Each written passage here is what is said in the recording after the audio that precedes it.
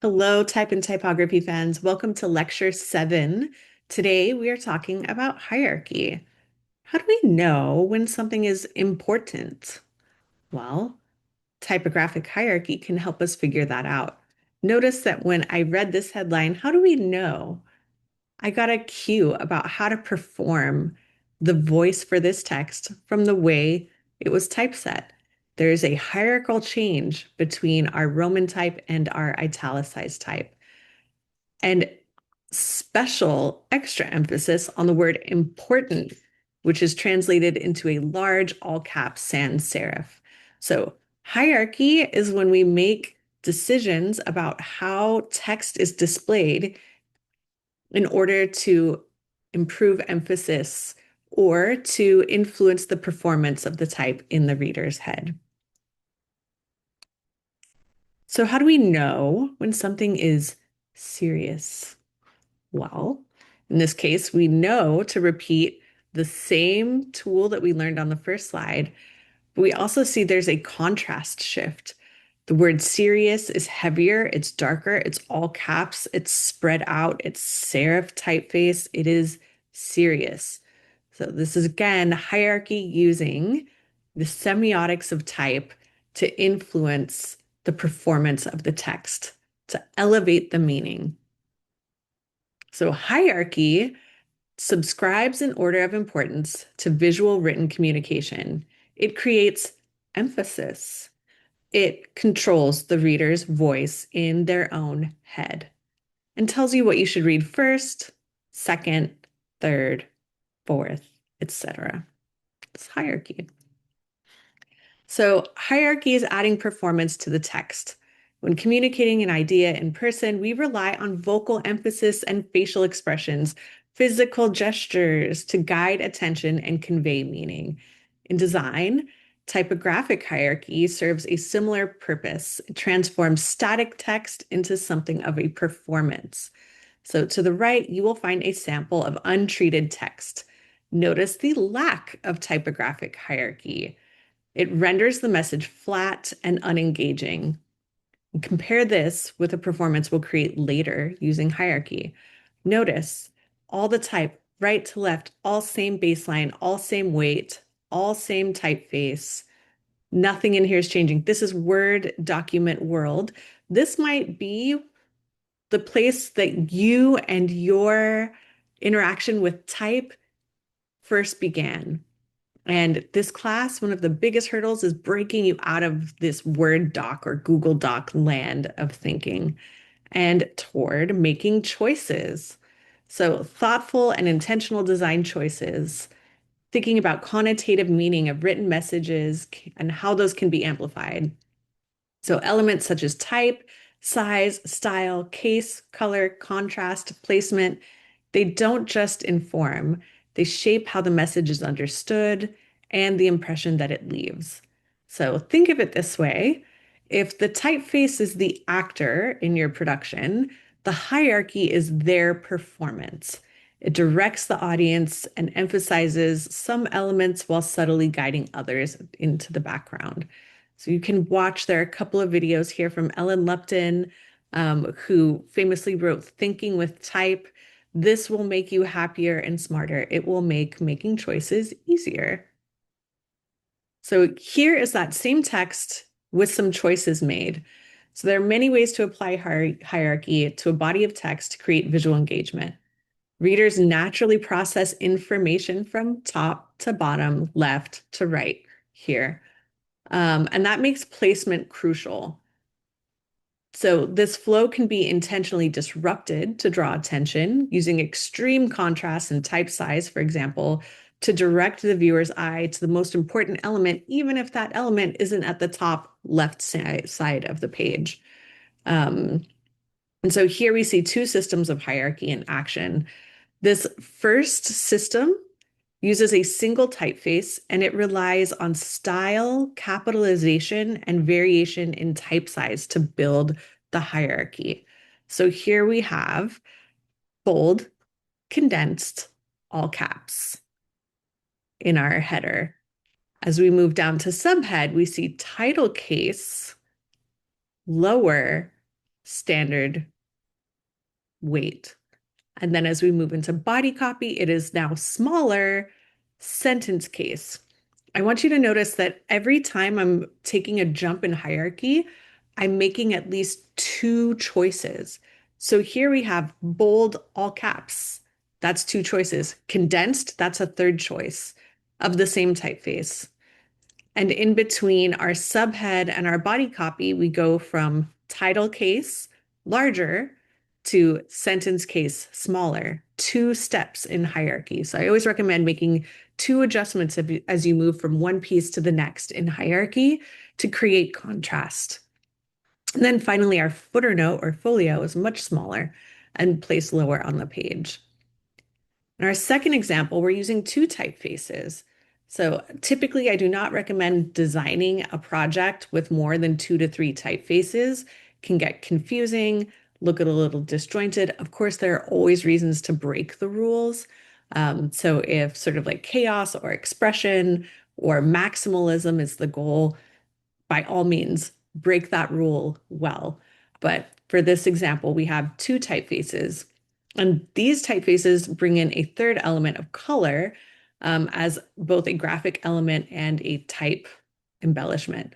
So this adds a layer of contrast that creates a more dynamic composition and showcases how graphic elements can further reinforce typographic hierarchy.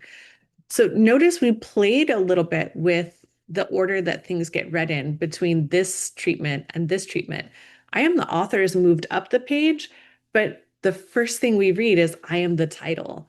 And so this is what I'm talking about with, we may understand that top left is prime for first look of hierarchy. But if we make decisions that are loud enough, a big enough typeface, color, we can break that, right? And we can start playing with the page and directing the eye around, as long as it's in alignment with the concept and is elevating content. So here we see I am the author, I am the title, but this is sort of the first thing we look at. And then as we get to body copy, we have this beautiful, color sort of bounding box holding that body copy. I want you guys to notice that there's generous cell padding here. So if we are going to use a colored box to hold type, it has to have some generous padding. We don't want to take the text all the way up to the edge. It creates too much tension, causes us to squint. It's uncomfortable. Notice in this body copy, we used a lead-in line. This is from lecture 2, right? The first sentence is bold and pulls you in. So hierarchy, remember, I always think about like the fishing metaphor of like, here's the bait, here's the line, and then you reel them in and you create immersion. So hierarchy can also help catch attention, pull attention in, and then hold attention. So that fishing metaphor of hook, line, reel in, immerse is a formula for creating effective hierarchy and ensuring that each piece of content receives the appropriate emphasis within a design. So how do we do this? You got to start with a document grid. You got to establish some structure for the space. Use a restrained type palette, 2 to 3 typefaces at the most to maintain clarity. Identify where you want your focal point to be. This might be where you start thinking about Fibonacci sequence and numerical proportion, right? Bottom third of the page might be a fun place, top third of the page as your focal point. At first, I would say avoid relying on color to create hierarchy. Any guesses why? Accessibility, right? So if you're dependent on color for your audience to be able to understand the hierarchical shift between one piece of content and another, you have not been considerate of folks who have color vision issues, right? So people who have color vision impairments really rely on size and style hierarchical shifts. So if you can create hierarchy in black and white first and it works, then you can add color to further emphasize the hierarchy. So begin with type styles to establish, and then enhance with color and other design elements. So to the right, we see this Eric Speakerman interview example.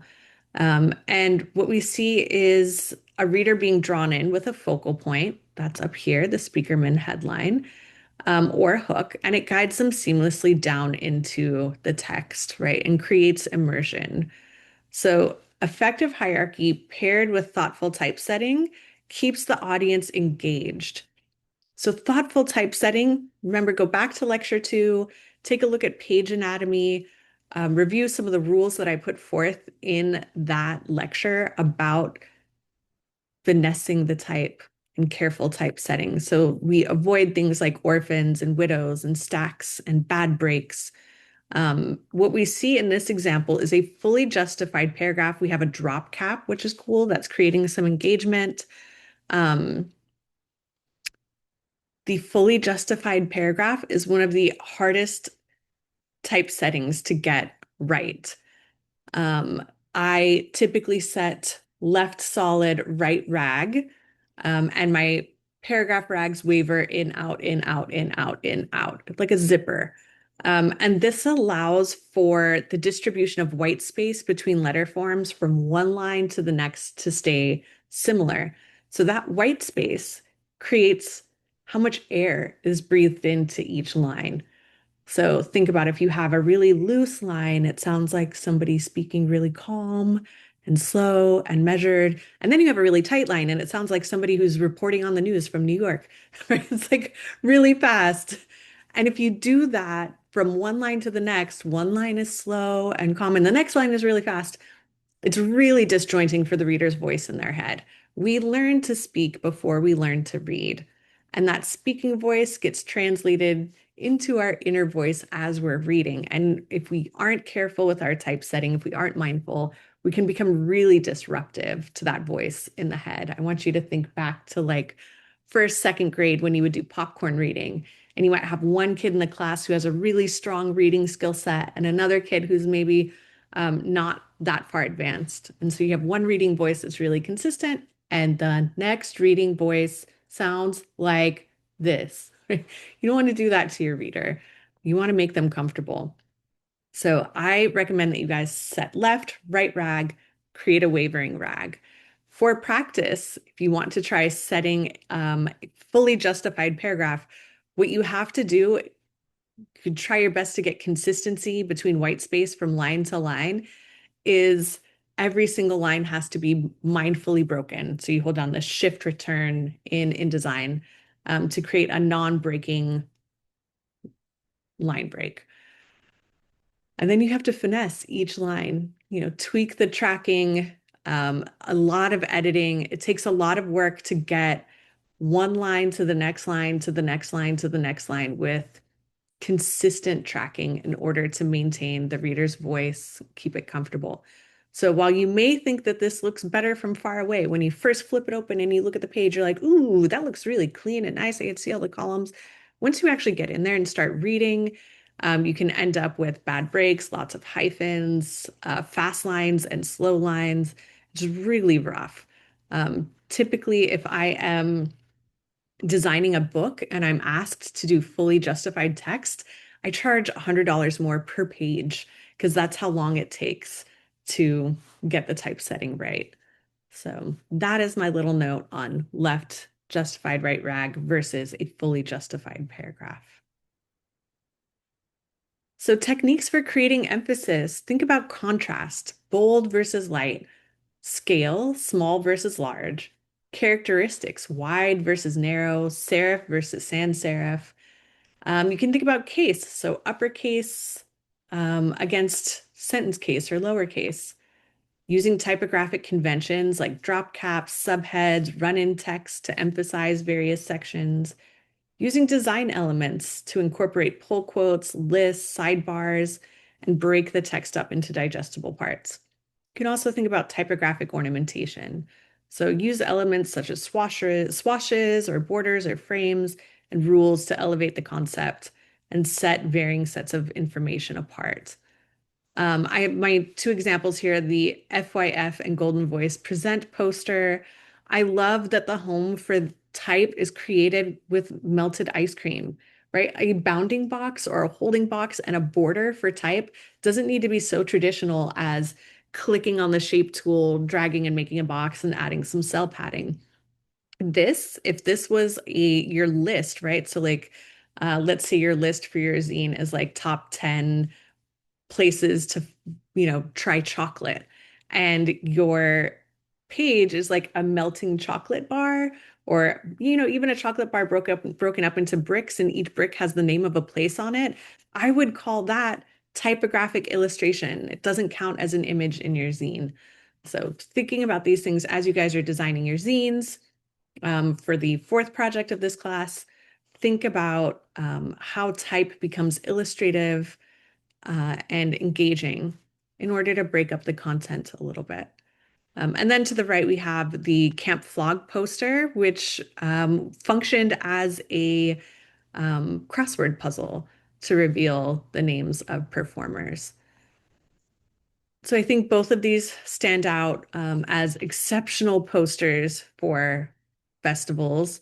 The Coachella poster is old, boring, and the same it's been for 20 plus years. I really appreciated these two posters for creating something just a little bit more dynamic and interesting. So speaking of Eric Spiekermann, he is our monster of type for this week. Eric Spiekermann is a German typographer and designer. He's a professor at the University of Arts in Bremen. He studied art history at Berlin's Free University, and he funded himself by running a letterpress, printing press in the basement of his house from 1972 to 79. He also founded Meta Design with two partners. So at Meta, they rebranded a lot of brands like Volkswagen, Audi, VW, Bentley, Lamborghini. And in 1989, him and his wife started something called Font Shop. It was the first mail order distributor for digital fonts. So Font Shop International followed and now publishes the Font range of typefaces. So in 1989, if you had one of those um, Mac desktop computers, it had a floppy disk drive. And if you wanted to install new fonts on that computer, you could mail a check to Font Shop, and Font Shop would mail you back an envelope with a floppy disk inside, and you would insert that floppy disk into the computer in order to use the typeface. So it's not as easy as going to Adobe Fonts and turning something on, or going to My Fonts and doing a purchase through a web browser, and now it's up and running in your software in, less than 10 minutes. So he started Font, mail order distributor of digital fonts. In May of 2007, he was the first designer elected into the European Design Awards Hall of Fame. And if you see here, this is a list of typefaces that he designed. If you are old enough to remember a brick phone, maybe you had one, maybe you played Snake on your parents' Nokia brick phone. Um, he designed the typeface for Nokia. So this is Nokia Sans. You used an interface whose typeface was designed by Eric Spiekermann. He's also the author of the book Stop Selling Sheep, or sorry, Stop Stealing Sheep and Find Out How Type Works by Eric Spiekermann. And so this is like a type course in book form. This course that I am teaching is an introduction.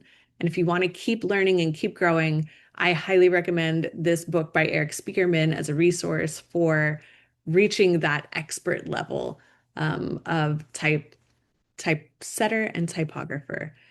He also did a series of posters giving great design advice. This was my favorite. Don't work for assholes, don't work with assholes.